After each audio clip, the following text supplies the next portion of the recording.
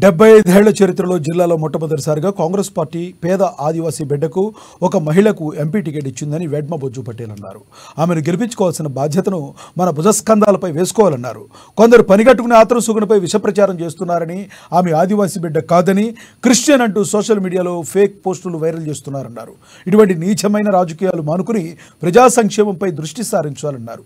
అంతేగాని లేనిపోని అవాస్తవాలు ప్రచారం చేస్తూ ఉంటే చూస్తూ ఊరుకోమని హెచ్చరించారు.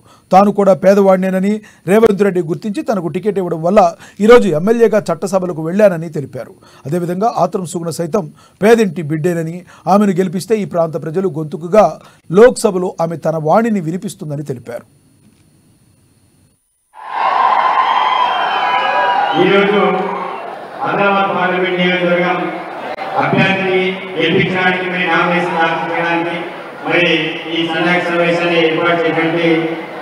మరి సీతయ్య గారికి అదేవిధంగా ఈ కార్యక్రమానికి ముఖ్య అతిథి గౌరవ ముఖ్యమంత్రి రేవంత్ గారికి, అదేవిధంగా శ్రీధర్బాబు గారికి, వేదిక మీద ఉన్న అధినేత మౌరత్తులందరికీ కూడా హృదయపూర్వకంగా ధన్యవాదాలు తెలియజేస్తూ నేను రెండే విషయం మాట్లాడతా.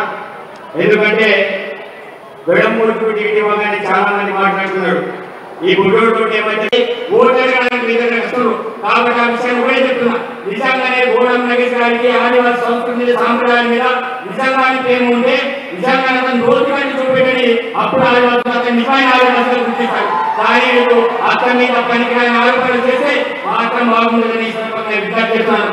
ఎందుకంటే ఏ రోజు కూడా తన పద కట్టడం